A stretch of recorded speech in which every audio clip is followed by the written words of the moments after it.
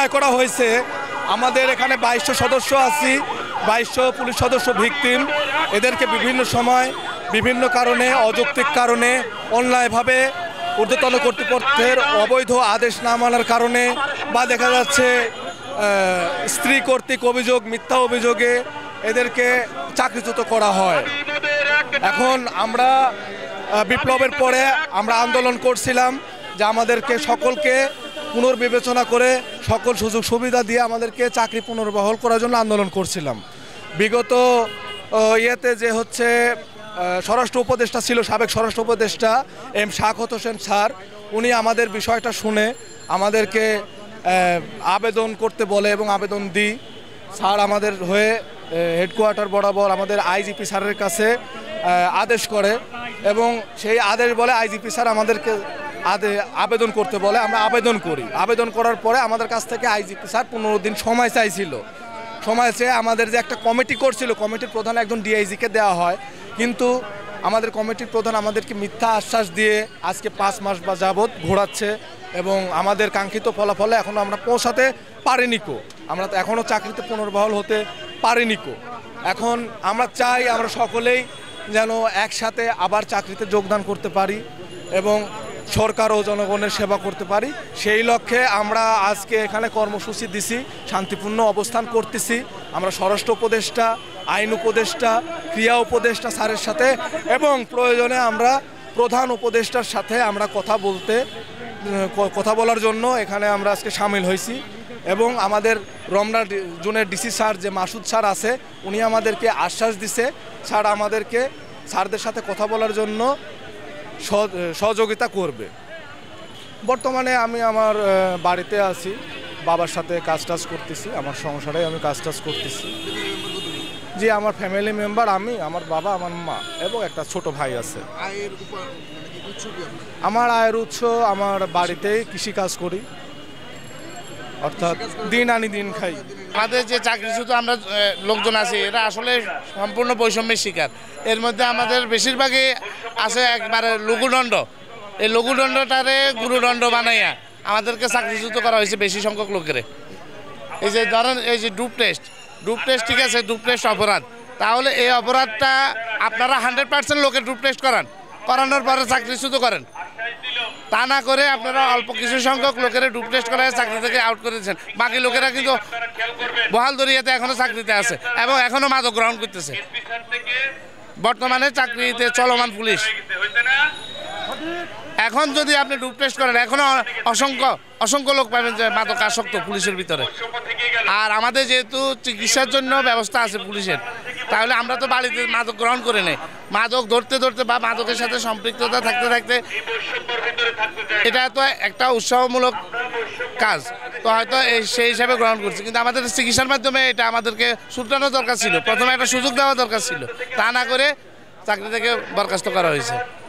আর তাও করছে, ঠিক আছে, সমস্যা নেই। কিন্তু আপনি 100% লোক, 100% লোক সবাই ডুপ টেস্ট করানোর পরে তারপর চাকরি থেকে আউট করেন, তা না করে কিছু সংখ্যক লোকের আপনি চাকরি থেকে অব্যাহতি দিচ্ছেন।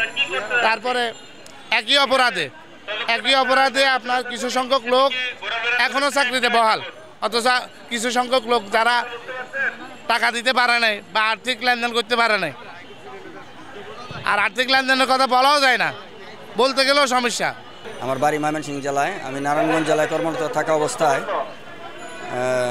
আমাকে ডেপুটেশনে মহেরা পুলিশ ট্রেনিং সেন্টারে বদলি করা হয়। তো মহেরা পুলিশ ট্রেনিং সেন্টারে যোগদানের পর ওখানে কিছুদিন চাকরিরত অবস্থায় আমি মোটরসাইকেল দুর্ঘটনা কবলিত হই। তো পুলিশ হাসপাতাল থেকে, টাঙ্গাইল জেলা পুলিশ হাসপাতাল থেকে আমি চিকিৎসা নিই, কিন্তু সেখানে চিকিৎসা নেওয়ার পর আমাকে 15 দিনের ছুটি দেয়, বেড রেস্ট দেয়, কিন্তু আমি সুস্থ হই নাই। পরবর্তীতে আমি ময়মনসিংহ মেডিকেল কলেজ হাসপাতালে যাই চিকিৎসা নিই। চিকিৎসা নেওয়ার পরে চিকিৎসা সনদ সহ সেরা আবার হাজির হলে আমাকে হাজির করে নাই, বললো যে আপনার মাতৃ ইউনিট নারায়ণগঞ্জ জেলা, ওখানে চলে যান, আপনাকে এখানে হাজির করা যাবে না। নারায়ণগঞ্জ গেলাম, ওখানে যাওয়ার পর বললো যে না, আপনাকে এখনো প্রত্যাহার করা হয় নাই, আপনি মহেরা ট্রেনিং সেন্টারে চলে যান। তো আমি এই একটা গ্যাপের মধ্যে পড়ে গেলাম। তখন আবার মহারা ট্রেনিং সেন্টারে যাওয়ার পর পিটিসিতে ওখানে যাওয়ার পর যে আপনার বিরুদ্ধে বিভাগীয় মামলা রুজু হয়েছে এবং আপনার বিরুদ্ধে আরও অভিযোগ আছে সিডিপিডির ব্যাপারে, অর্থাৎ মামলার যে কাগজপত্র আছে এগুলির ব্যাপারে। আর ছুটিতে আপনি অতিবাস করছেন, আপনাকে পাওয়া যাচ্ছে না, এই মর্মে। সরকারের আমলে আমাদের হচ্ছে ভিকটিম পুলিশ যে যাদের চাকরিচ্যুত করা হয়েছে, এই ভিকটিম পুলিশরা অনেক মানবতার জীবনযাপন করতেছে। আমরা এই ইউনূস স্যারের কাছে চাই, ডক্টর মোহাম্মদ ইউনূস স্যারের কাছে, যাতে আমাদের এই হচ্ছে ভিকটিম পুলিশদের চাকরি ফেরত দেওয়া হয়। দীর্ঘ 5 মাস যাবৎ আমাদের বিভিন্ন আশ্বাস দিয়ে ঘোরানো হচ্ছে, পুলিশ হেডকোয়ার্টার পায়তারা করতেছে, এটা আমরা বুঝতে পারছি। সাবেক স্বরাষ্ট্র উপদেষ্টা sir brigadier Shawkat Hossain sir বলছিল যে হচ্ছে আমাদের ভিকটিম পুলিশের 2200 পুলিশকে তারা হচ্ছে চাকরিতে যোগদান করাবে যদি বিশেষ কোনো অপরাধ না থাকে, যদি ফৌজদারি এমন অপরাধ যেমন মার্ডার, ধর্ষণ, এই রকম অপরাধ না থাকলে তাদেরকে যোগদান করাবে। এইরকম লোক আমাদের মাঝে নাই আমাদের জানা মতে। যদি আমাদের মাঝে এরকম লোক না থাকে, ঠিক আছে, যেমন আমাদের বড় বড় অফিসার যারা আছে আইজি, ডিআইজি, এরা যদি চাকরি করতে পারে, ঠিক আছে, চাকরি অবসর দেওয়ার পর, বাধ্যতামূলক অবসর দেওয়ার পর, আমরা কেন পারবো না? সংবিধানে হচ্ছে স্পষ্ট উল্লেখ আছে যে যদি কোনো আইনের দ্বারায় কোনো প্রজাতন্ত্র বা কোনো কর্মচারী যদি সংক্ষুব্ধ হয়, ওই আইন ওখান থেকে বাতিল বলে গণ্য হবে। ওই আইন যদি বাতিল বলে গণ্য হয়, তাহলে আমাদের প্রতিটা মানুষের বিভাগীয় মামলা চাকরিচ্যুত করা হয়েছে পিআরবির আলোকে, বিএসআরের আলোকে। তাহলে সংবিধানের উদ্দেশ্য তো বিএসআর আর পিআরবি না।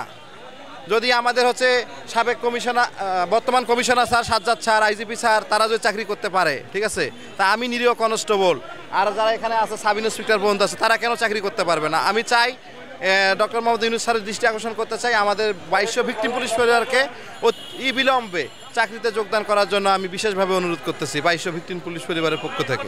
না, আমার সামান্য একটা বিষয় নিয়ে আমার স্বামী স্ত্রী, আমার স্ত্রীকে বিভিন্ন প্রলোভন দিয়ে আমার কর্তৃপক্ষ 7-8টা মামলা দেওয়া কোর্টে, এবং আমার কোর্টে মামলা দেওয়ার সে কোর্ট মামলা চলা অবস্থায় আমাকে চাকরিচ্যুত করা হয়।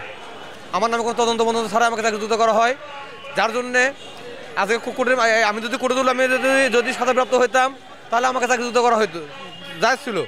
আমি কোর্টে সাজাপ্রাপ্ত হইনি, সবগুলো আমাদের খালাস হয়েছি। আমি এই টিম আমরা করছি, সেখানে আমি চাকরি ঘুরে পাইছি। চাকরি ঘুরে দেওয়ার জন্য আমাকে রায় দেওয়া হয়েছে।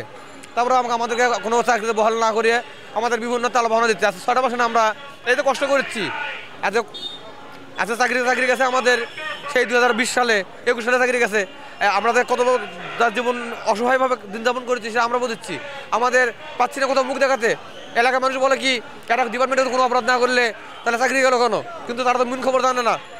আমাদের বাড়ি বগুড়া, সামান্য ভুল হলেই আমাদের কথা চাকরি আউট করে দিচ্ছে, শাসন করছে, এটা করছে, ওটাও করছে। তা আমরা চাই আমাদের 2200 ফ্যামিলি, 2200 পুলিশের চাকরি মাননীয় প্রধান উপদেষ্টা মহোদয়ের কাছে আমাদের কাছে অনুরোধ থাকবে আমাদের যেন চাকরিটা ঘুরে দেওয়া হোক। আর এই যে আমাদের দুঃখ দুর্দশা থেকে একই দিনে আমরা এখানে উদ্বোধন কর্তৃপক্ষ যারা বিশেষ স্যারেরা ছিলেন, আমরা গত 8 তারিখ থেকে আমরা 8 মানে আগস্টের, গত আগস্টের 24 আগস্টের থেকে আমরা এই শুরু করছি, আন্দোলন শুরু করছি।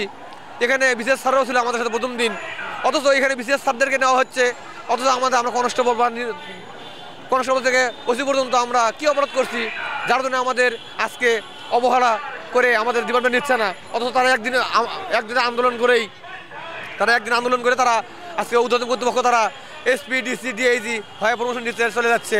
আর আমরা চাকরি তো পাচ্ছি না, বিভিন্ন স্মরণের মধ্যে পরে ফেলাচ্ছে, আমাদের আশ্বাস দিচ্ছে, মিথ্যা ভুয়া আশ্বাস দিয়ে, মিথ্যা মামলা দিয়ে আমাদেরকে এই যে হয়রানি এবং চাকরিযুক্ত করছে। তা আমরা এর বিচার চাই। আমি 2015 সালে কনস্টেবলে বাংলাদেশ পুলিশ বাহিনীতে ভর্তি হই। আমি রেগুলারলি চাকরি করছি প্রায় 3 বছর, আর ডিপার্টমেন্টালের সাথে টোটালি 5 বছর এঙ্গেজ ছিলাম সাসপেনশন সহকারে। আমাকে 18 সালের অক্টোবরে সাসপেনশন করা হয়। 2020 সালের জানুয়ারি 16 তারিখে আমাকে ফাইনালি ডিসমিস করা হয়। যদিও এই ডিসমিসটা আইনি কোনো ভিত্তি আমি দেখি না, বা আমাদের বাংলাদেশ সংবিধানে তেমন একটা আইনি ভিত্তি দেখেন। আমার বিরুদ্ধে একটা অভিযোগ, আমি যেহেতু মানুষ, দোষ গুণ মিলেই মানুষ, আমি তো দোষী হইতেও পারি, নাও হইতে পারি।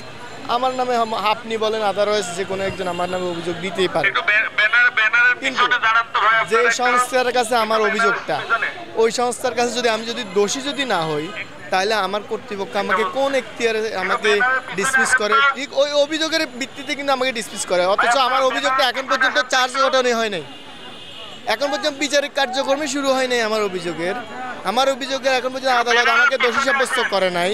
আদালত আমাকে বলে নাই যে তুমি দোষী, তোমার সাজা হয়েছে, কিন্তু আমাকে আমার ডিপার্টমেন্ট সর্বোচ্চ সাজা দিয়ে আমাকে বাড়িতে পাঠিয়ে দিয়েছে, মানে যেটা একেবারে অমানবিক। একেবারে আমাকে এই সাজাটা দিয়ে আমাকে পারিবারিকভাবে, সামাজিকভাবে, অর্থনৈতিকভাবে আমাকে হেয় প্রতিপন্ন করা হয়েছে।